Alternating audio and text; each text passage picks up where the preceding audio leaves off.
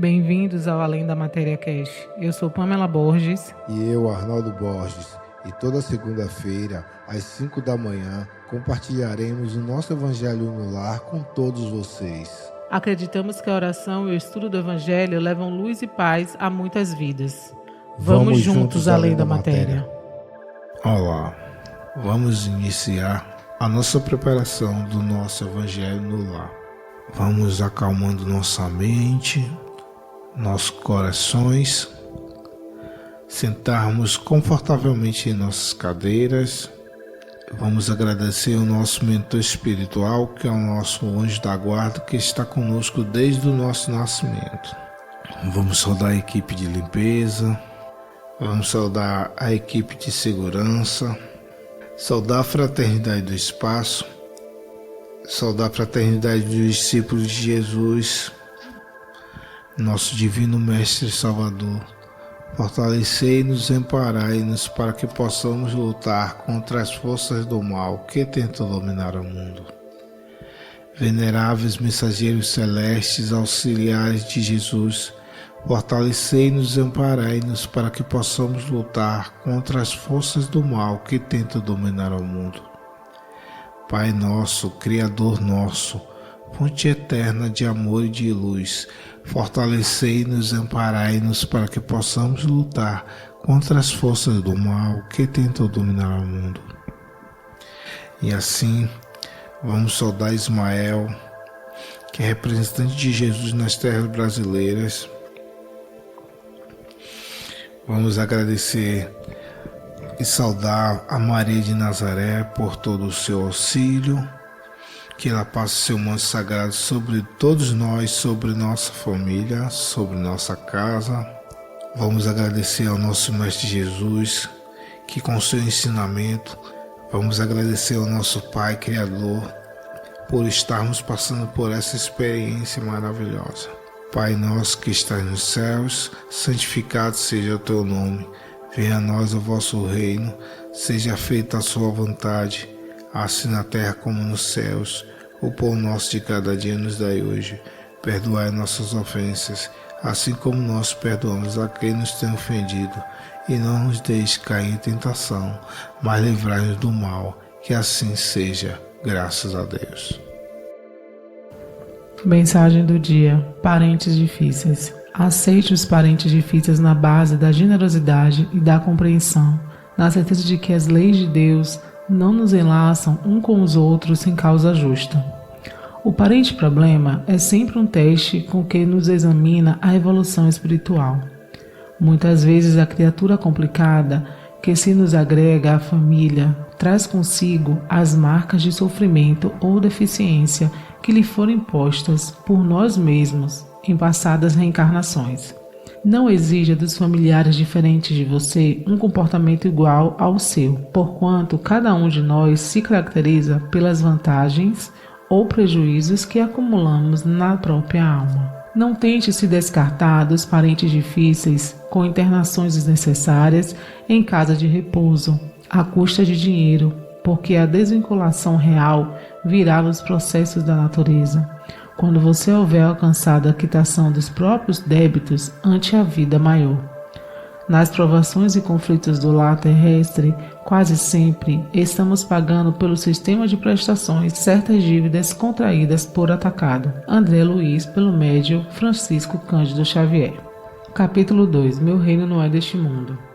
O ponto de vista. A ideia clara e precisa que se faz da vida futura dá uma fé inabalável no futuro, e essa fé tem consequências imensas sobre a moralização dos homens, quando muda completamente o ponto de vista sob o qual eles examinam a vida terrestre. Para aquele que se coloca pelo pensamento na vida espiritual, que é indefinida, a vida corporal não é mais que uma passagem, uma curta estação num país ingrato. As vicissitudes e as tribulações da vida não são mais que incidentes que recebe com paciência, porque sabe que se não são senão de curta duração e devem ser seguidos de um estado mais feliz. A morte nada mais tem de apavorante e não é mais a porta do nada, mas a da libertação, que abre ao exilado a entrada de uma morada de felicidade e de paz. Sabendo que está em um lugar temporário e não definitivo, recebe as inquietações da vida com mais indiferença, e disso resulta para ele uma calma de espírito que lhe acentua a amargura. Pela simples dúvida que a vida futura, um homem dirige todos os seus pensamentos sobre a vida terrestre, incerto do futuro, dá tudo ao presente, não entrevendo bens mais preciosos que os da terra, ele é como uma criança que não vê nada além dos seus próprios brinquedos. Para obtê-los não há nada que não o faça. A perda do menor dos seus bens é uma tristeza pungente, uma decepção, uma esperança frustrada, uma ambição não satisfeita, uma injustiça de que é vítima. O orgulho ou a vaidade feridos são igualmente tormentos que fazem da sua vida uma angústia perpétua, dando-se assim, voluntariamente, uma verdadeira tortura de todos os instantes. Tomando seu ponto de vista da vida terrestre, no centro da qual está colocado, tudo toma ao seu redor proporções vastas. O mal que o atinge, como o bem que comete aos outros, tudo adquire, aos seus olhos, uma grande importância. Ocorre o mesmo com aquele que está no interior de uma cidade, onde tudo parece grande. Os homens de projeções como os monumentos, mas que se transporte para sobre uma montanha e homens e coisas vão se parecer bem pequenos. Assim ocorre com aquele que encara a vida terrestre sob o ponto de vista da vida futura. A humanidade, como as estrelas de firmamento, se perde na imensidão. Ele se aparece, então, que grandes e pequenos estão confundidos como as formigas sobre um torrão de terra, que proletários e potentados são do mesmo talhe, e lamenta esses homens efêmeros que se dão tanta inquietação para conquistar um lugar que os eleve tão pouco e que devem manter por tão pouco tempo. É assim que a importância atribuída aos bens terrestres está sempre na razão inversa da fé na vida futura. Se todo o mundo pensasse desse modo, dir-se-á, ninguém se ocupando mais com as coisas da terra, tudo periclitará. Não, o homem procura instintivamente seu bem-estar, e mesmo com a certeza de não estar senão por pouco tempo no lugar, ainda quer estar melhor ou o menos mal possível. Não há ninguém que, achando um espinho sobre sua mão, não o tire para não ser picado. Ora, a procura do bem-estar força o homem a melhorar todas as coisas, possuído que está no instinto do progresso e na conservação que está na lei da natureza. Ele trabalha, pois por necessidade, por gosto e por dever, e nisso cumpre os desígnios da providência que o colocou sobre a terra para esse fim. Somente aquele que considera o futuro não atribui ao presente senão uma importância relativa e se consola facilmente com seus fracassos, pensando na destinação que o espera. Deus não condena, pois, os prazeres terrestres, mas o abuso desses prazeres em prejuízo das coisas da alma. É ainda contra esse abuso que estão prevenidos aqueles que se aplicam estas palavras de Jesus: meu reino não é deste mundo. Aquele que se identifica com a vida futura é semelhante a um homem rico que perde uma pequena soma sem com isso se perturbar. Aquele que concentra seus pensamentos sobre a vida terrestre é como um homem pobre que perde tudo o que possui e se desespera. O Espiritismo expande o pensamento e lhe abre novos horizontes. Em lugar dessa visão estreita e mesquinha que o concentra sobre a vida presente, que faz do instante que passa sobre a terra a única e frágil base do futuro eterno, ele mostra essa vida não é senão um elo no conjunto harmonioso e grandioso da obra do Criador. Mostra a solidariedade que liga todas as existências do mesmo ser, todos os seres de um mesmo mundo e seres de todos os mundos. Dá assim uma base e uma razão de ser à fraternidade universal, enquanto que a doutrina da criação da alma no momento do nascimento de cada corpo torna todos os seres estranhos uns aos outros. Essa solidariedade das partes de um mesmo todo explica o que é inexplicável, se considerar apenas uma parte. É este conjunto que, ao tempo de Cristo, os homens não teriam compreendido e por isso ele reservou conhecimento para outros tempos. Comentários. Esse trecho do Evangelho, ele quer falar simplesmente o quanto que nós somos apegados a coisas materiais, quanto que nós nos prendemos às coisas da terra. E o que mais importa são as coisas do Espírito. É a nossa evolução espiritual.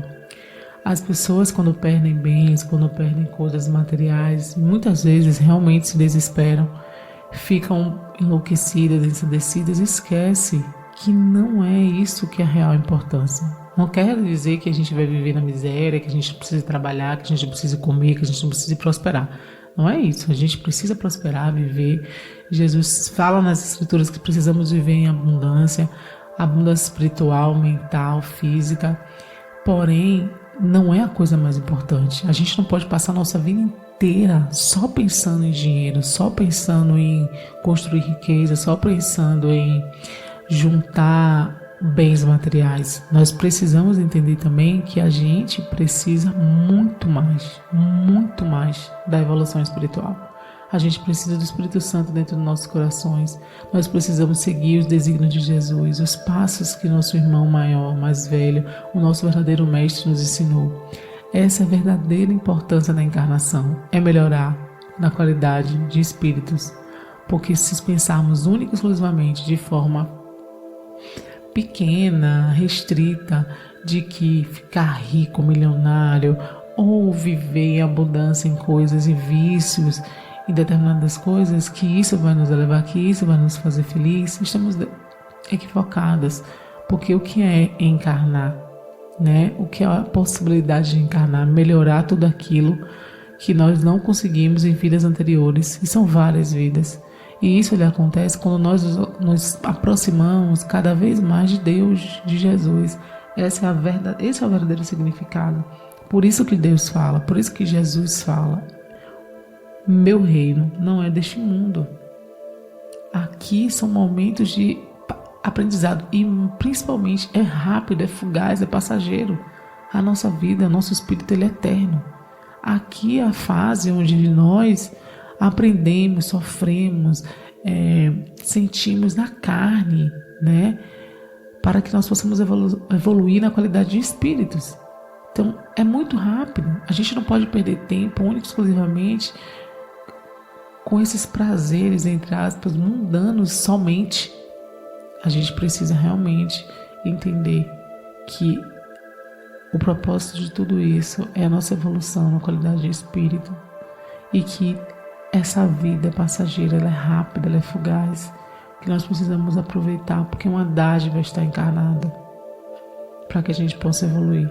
É a única forma que a gente tem como evoluir na qualidade de espírito, é encarnar, passar pelas dores e vicissitudes da terra, da carne, e crescer e se conectar o máximo possível com Deus, seguir os passos do nosso Mestre Jesus.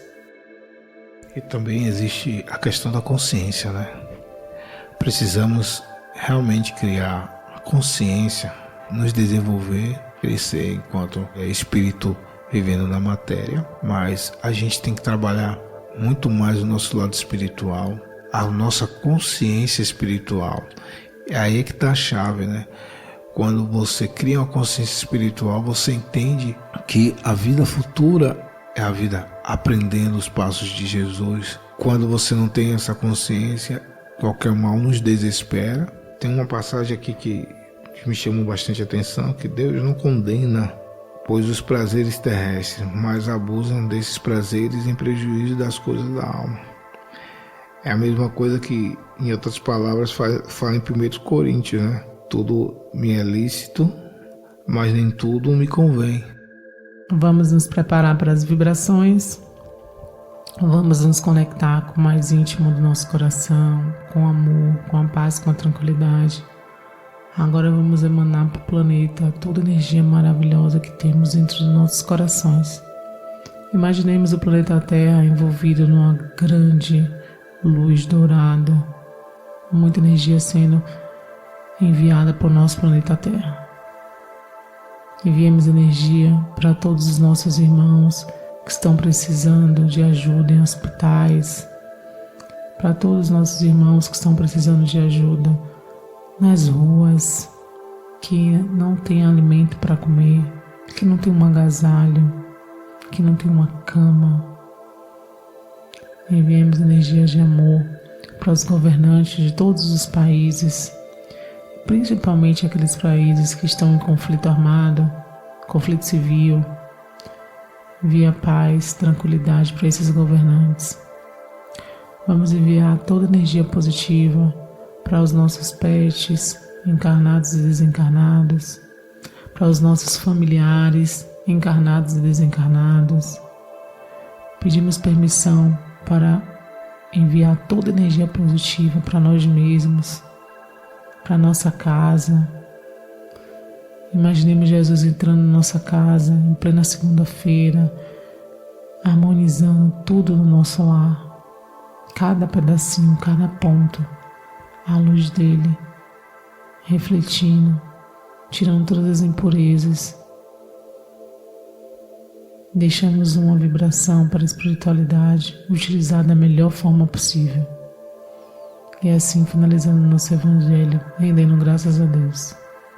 Se esse episódio fez sentido para você, não esqueça de curtir e compartilhar para que mais pessoas tenham acesso a esse conteúdo. Até o próximo, Além da Matéria Cash. Pai Celeste Criador, fonte eterna de bondade, auxilia-nos, Senhor, a conquistar a verdade. Abençoa o nosso esforço para o teu reino atingir. Dá-nos, Pai, a luz que aclara os caminhos do porvir. És a glória deste mundo, és a paz e a esperança, és a luz que não se apaga, és o amor que não se cansa. Dá-nos forças para sermos os arautos do teu amor, testemunhos derradeiros do Evangelho Redentor, testemunhos verdadeiros do Evangelho.